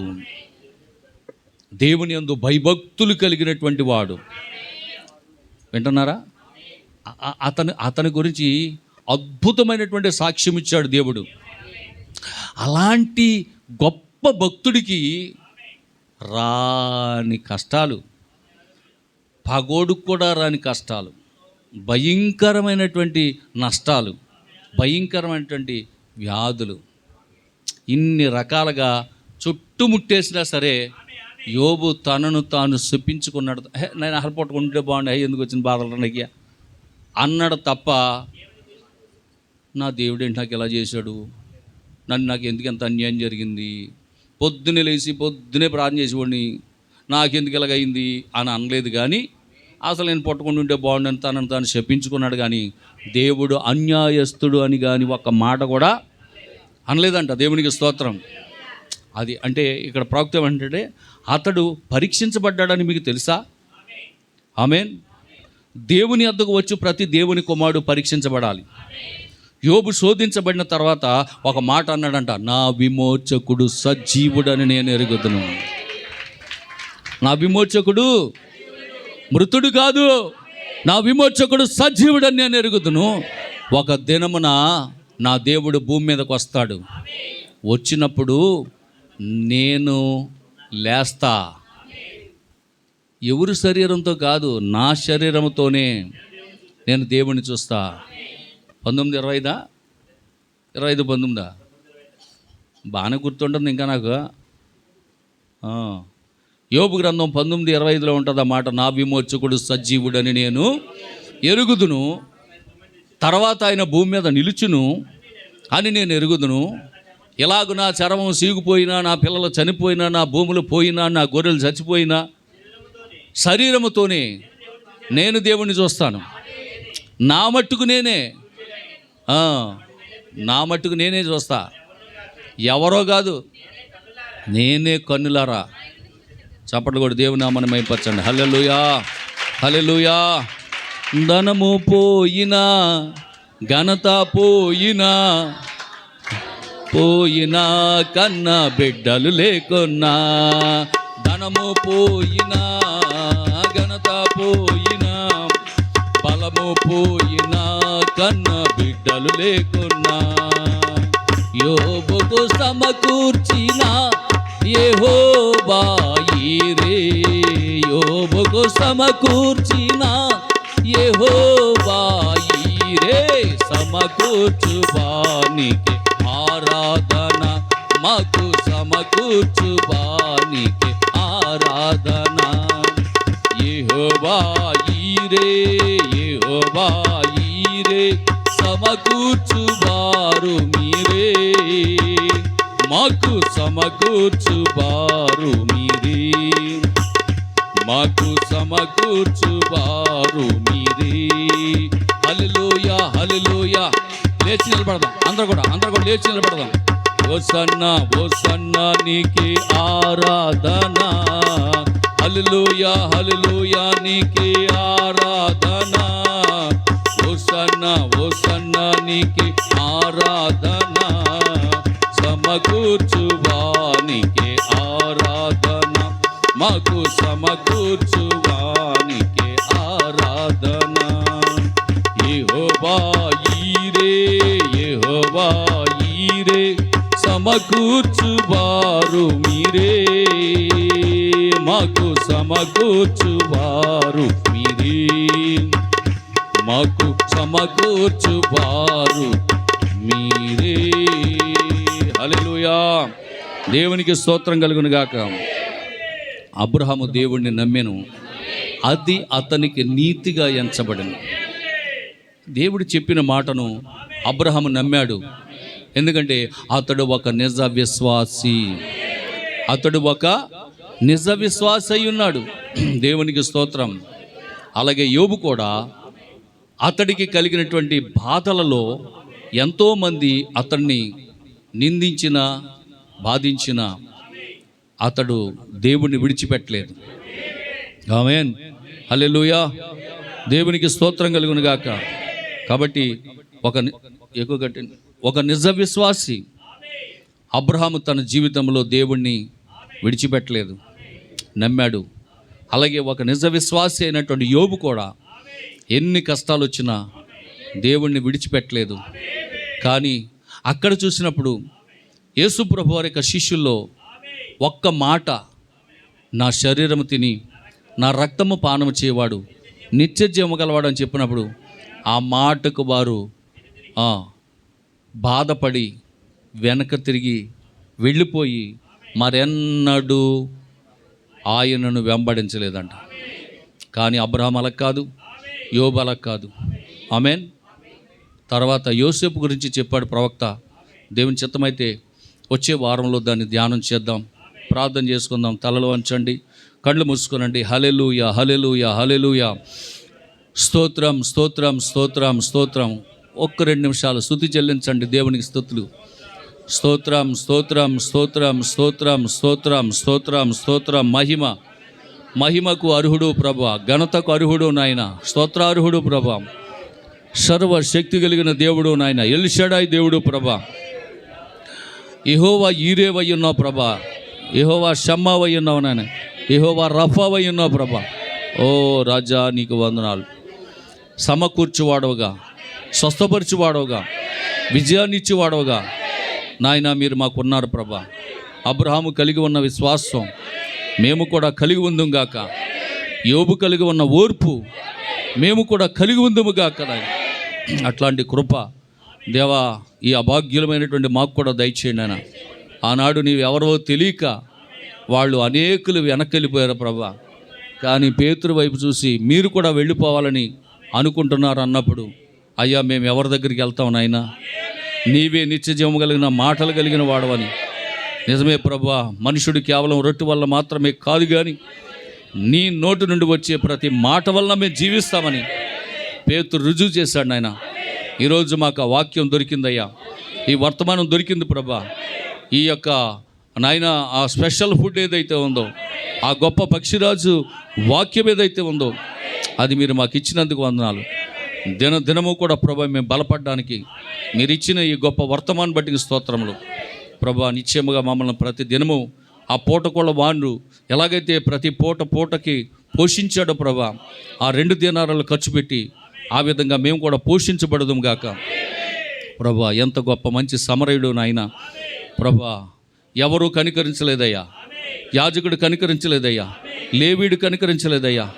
అయితే మంచి సమరయుడిగా మీరు వచ్చి మా గాయాలను కట్టారయ్యా, మాకు నాయన నూనె రాశారయ్యా, మాకు ద్రాక్షరసం ఇచ్చావయ్యా. ఓహో దాన్ని బట్టి మీకు స్తోత్రం నాయన, వందనాలు ప్రభా. మేము సిద్ధపడి ప్రభా నీ రాజ్యంలో నాయన మేము ప్రవేశించే వరకు కూడా మా భక్తిలోనైనా మేము ఎటు తొట్టిల్లిపోకుండా పరిశుద్ధతలో పవిత్రతలో అన్ని విషయాల్లో కూడా ప్రభా మేము నీ బిడ్డలుగా జీవిస్తూ నీ రాకడ కొరకు సిద్ధపడే భాగ్యం మాకు దయచేయండి ప్రభా. నీకు స్తోత్రములు. ఈ మధ్యాహ్నకాల సమయంలో విన్న వాక్యాన్ని మా హృదయంలో హత్తుకొని వాక్య ప్రకారం జీవించే కృప ధన్యత మాకు అందరికీ దయచేయండి. అలాగే ప్రభా డానియల్ కొరకు ప్రార్థిస్తున్నాం నాయన. నీ కుమారుని ఒకసారి జ్ఞాపకం చేసుకోండి అయ్యా. ఆ ఎడమకాల్లో ఉన్నటువంటి ప్రభు ప్రాబ్లం ఏదైతే ఉందో ఒక్కో డాక్టర్ గారు ఒక్కో రకంగా చెప్తున్నారయ్యా. మరి నాయన ఏది ఏంటి ఆ కంప్లైంట్ ఏంటో కాడ ఇప్పటికి 3 డాక్టర్ల పరీక్షలు చేస్తారు నాయన. వారు ఒక కొలిక్కి ఇంకా రాలేదు, ఇంకొక టెస్ట్ రావాలంటున్నారు. అది రావడానికి రిలేట్ అవుతుంది ప్రభా. ఇదిగో నీ కుమారుని ఈరోజు హాస్పిటల్కి తీసుకొని వెళ్తుండగా మళ్ళీ సహాయం చేయండి. అక్కడ ఉన్నటువంటి డాక్టర్లు సరైన సమయానికి స్పందించి ప్రభా సకాలంలో ట్రీట్మెంట్ చేయడానికి ప్రభా ఈ నెలలో నీ కుమారుడు సాక్ష్యం చెప్పాలనుకున్నాడయ్యా. నీ చిత్తమైతే ప్రభా ఈ నెలలోనే గొప్పగా సాక్ష్యం చెప్పును కాక సహాయం చేయండి. ఆ కాలు నాయన స్వస్థతను దయచేయండి ప్రభా. ఇదిగో సంఘం అంతా ప్రార్థన చేస్తున్నాం ప్రభా, సహాయం చేయండి ప్రభా. ఆ యొక్క నాయన కుడికాలు ఎలాగైతే బలంగా ఉందో ప్రభా అలాగే ఎడంకాలు బలంగా మారిపోను గాక. ఆ ఎముకలు కీళ్ళు నరమలు అన్నీ కూడా మంచిగా పని చేయను గాక ప్రభా. ఆ వ్యాధిని బలహీనతను తీసుకొచ్చిన దెయ్యం ఆ యేసుక్రీస్తు నామములో డానియేలును వదిలి వెళ్ళి పొమ్మని ఆజ్ఞాపిస్తున్నాను. ఇప్పుడే ఈ క్షణమే స్వస్థత పొందుకొని గాక ప్రభా. దేవుని సేవకుడుగా నీ యొక్క ఓ ప్రభా నీ దాసుడిగా పలుకుతుండగా ప్రభా నీ కార్యము జరుగును గాక ప్రభా. ఆ బిడ్డకి వెంటనే యేసుక్రీస్తులో స్వస్థత పొందుకొని గాక నాయన. అతడు చక్కగా నడుచును గాక ప్రభా. సహాయం చేయండి ఆయన. దేవానికి స్తోత్రాలు, వందనాలు, కృతజ్ఞతలు చెల్లిస్తున్నాం. అలాగే స్వాతిని కూడా జ్ఞాపకం చేసుకోండి. టైఫాయిడ్ జ్వరంతో నాయన బాధపడుతుంది ప్రభా. మొట్టండి స్వస్థపరచండి, పరిపూర్ణ ఆరోగ్యం దయచండి ప్రభా. నీకు స్తోత్రములు ఆయన, వందనాలు ప్రభా. కృతజ్ఞతాస్తుతులు చెల్లిస్తున్నాం ప్రభా. సంపూర్ణ ఆరోగ్యం దయచేయండి ఆయన. దేవానికి స్తోత్రం. అలాగే మరొక సహోదరి, నూతనంగా వచ్చిన సహోదరి ఉంది. మరి ఆ పాప పేరు నాకు తెలియదు ప్రభా. ఆ పాపను కూడా దీవించండి, ఆశీర్వదించండి. అలాగే లైవ్ ద్వారా యూట్యూబ్ ద్వారా చూస్తున్నటువంటి నాయన ప్రతి విశ్వాసం మీద జ్ఞాపకం చేసుకోండి. విదేశాల్లో ఉండి కూడా ప్రభా ఎంతోమంది వాక్యాన్ని వీక్షిస్తున్నారు, వాక్యాన్ని వింటున్నారు, ఫోన్లు చేస్తూ ఉన్నారు. అయ్యా మీ వాక్యం ద్వారా మేము ఎంతో బలపడుతున్నామని చెప్తున్నారు ప్రభా. నిశ్చయముగా వారిని దీవించండి ప్రభా, వారిని ఆశీర్వదించండి ప్రభా. వారికి ఏవైనా బలహీనతలు ఉంటే వారి బలహీనతల నుంచి విడుదల దయచేయండి. వారి శరీర అనారోగ్యాల నుంచి విడుదల దయచేయండి. వారు మంచిగా పనిచేసుకునే శక్తిని దయచేయండి. అలాగే సంఘంలో కూడా ఇక్కడ ఉన్న పురుషులందరూ మీరు దీవించండి ప్రభా. వారి చేతి వృత్తులను దీవించండి, వారి ఉద్యోగ వ్యాపారాలను దీవించండి, వారి ఇక్కడ ఉన్న స్త్రీలు గర్భాలను దీవించండి ప్రభా.